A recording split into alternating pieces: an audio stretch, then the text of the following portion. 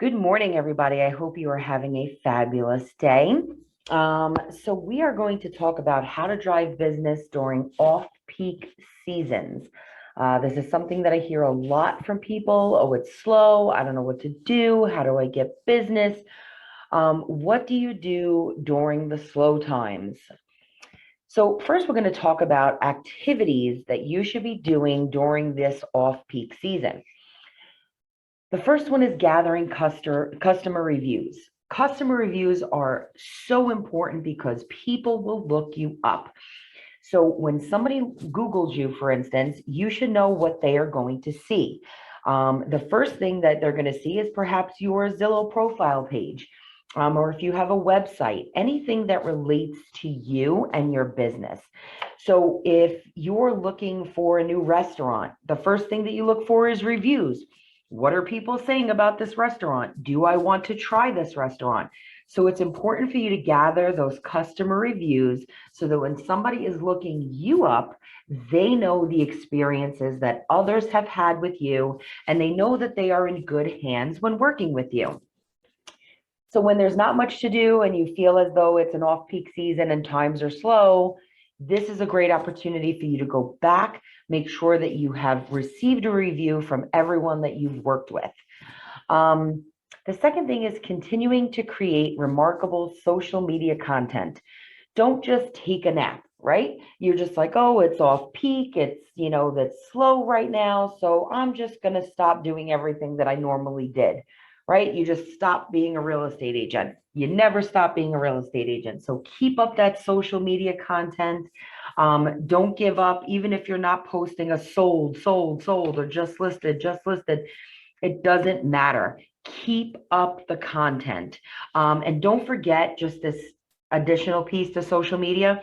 Be a real person as well, because if you overdo it on the real estate content, you might get some people that unfollow you and they won't see when you do post stuff about real estate.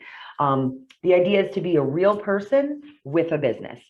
The third thing is to go through your database and reach out to everyone in it, whether it's a potential customer or a past client. Number one, your database is important because this is your money. There is money in your database. So have you spoken to everybody in there? When's the last time? Do you know everybody in your database? It is so important for you to go in there, reach out to people. Maybe they're home too. Maybe there's not a lot going on for them. So give them a call, find out where they are, see if you can talk to them, even if you just remind them that you're in real estate. And your past clients, sometimes they might have had a great experience with you, but if you haven't spoken to them in a while, they forget your name, they forgot, your contact information, they lost it, whatever the case may be. And then all of a sudden you see that they listed their house with somebody else, and you say, oh my God, Susie, I can't believe you listed with this other agent. I worked really hard for you. We had a great relationship. Oh, you know what? You're right. I'm so sorry. But I couldn't find your number and I didn't know how to contact you. Right? Oh, bum, bum. But if you kept in contact with them, they would know where to reach you. The next thing is to work your sphere. So does everybody know that you are in real estate? Every single person you know should know that you are in real estate. Whether it's the school that your child goes to, right? Maybe you're part of the PTA, you go to a PTA meeting. Do all the parents know that you're in real estate? Perhaps you're a part of some kind of book club or something. It doesn't matter. Everyone in your sphere, even your family, your parents' best friends, it doesn't matter who it is, your cousins, your friends. Either way, everyone should know that you are in real estate. So make sure that you are reaching out to your sphere and again, reminding them. All of this stuff is about reminders. Reminder, hey, I'm Josephine, I'm in real estate. Don't forget to call me if you have any questions. The next thing is offer to connect for any advice, right? So when you're reaching out to the database, when you're working your sphere, all of this stuff, Ask them if they need any advice. Do you need any real estate advice? Don't just focus on, do you need help buy a home? Do you need help selling a home? Right? If you say, hey, do you need any advice? Then maybe the person that isn't ready today will give you the hint that in perhaps a year or two, they might be ready because they have asked for advice. Hey, I have a question about real estate. If I was to sell my home, if I was to buy a home, what are the market prices right now? They're asking for advice. So you know that the thought is in their mind, and then you can say, okay, where do I put them on my list of importance and priorities of following up? Okay, I know this person was thinking about it, so I have to put them on the list so I know that I have to call them at some point. There is a follow-up involved. You just need to know that the thought is there so you can contact them. And then stay in touch via email. A newsletter might be a nice touch. So what's a good way to stay in contact with people? If you have their email addresses, send a cute little newsletter. Remax itself has some nice things that you could send out. If you have a CRM, they usually have something.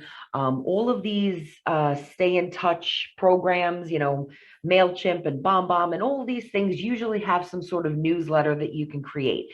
And the idea behind it is to just stay in touch and be on top of mind, right? You're giving people the updates. Maybe you're giving them a recipe. Maybe you're giving them a nice, happy, positive quote for the day. Whatever the case may be, you are staying on top of mind. That is the game. And then you have network.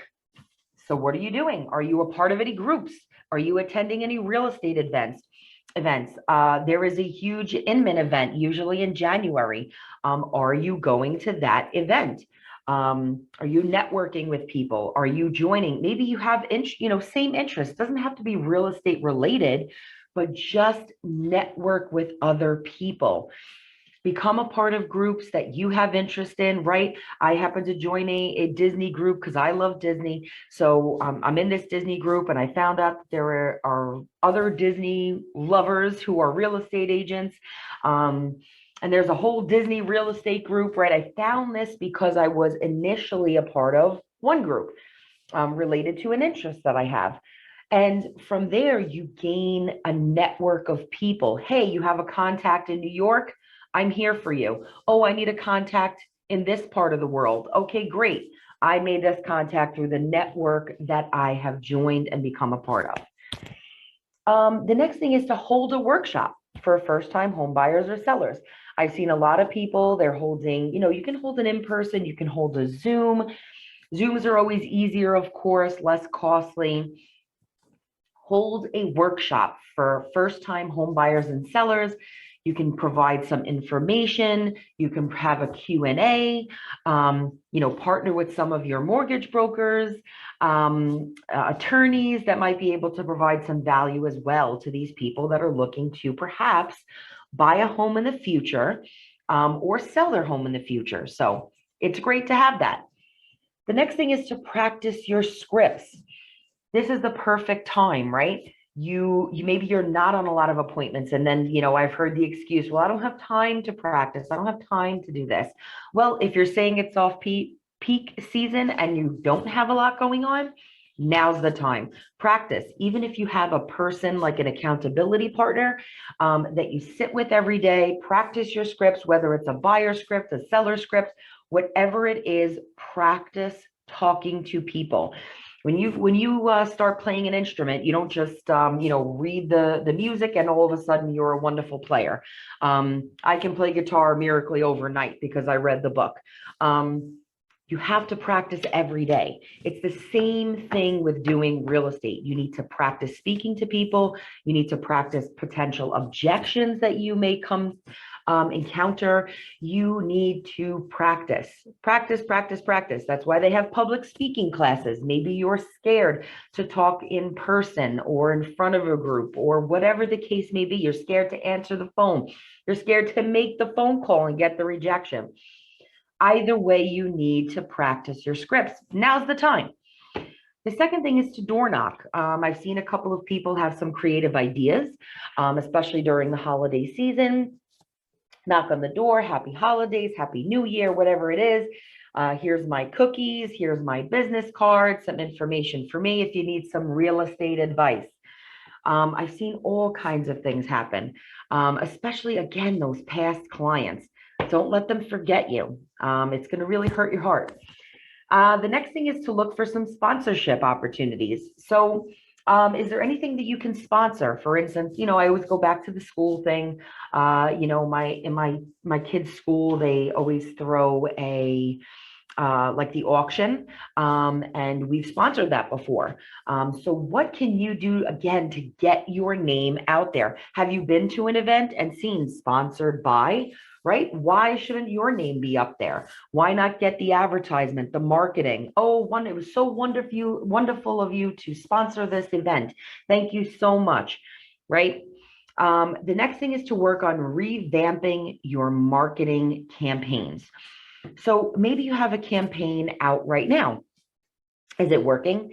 Do you need to redesign it? Do you want to dial it back, dial it higher? What is it about your marketing campaign that you can change? Evaluate it, see what area you're doing, what the return has been. Have you got any calls on it? Do you have a strategy in place, right? Is it random? Okay, I'm just going to mail something out every once in a blue, hope that somebody calls me. Is there a plan? Now's the time. Make the plan. I'm going to, in January, I'm going to mail this out. In February, I'm going to door knock. In March, I'm going to mail again. In April, I'm going to, call. Whatever the case may be, now's the time to create the plan. Fix maybe something you already started that needs a little tweak. Everything always needs a little tweak. You have to go out, you have to experiment, you have to try, and then you figure out what is working and what is not.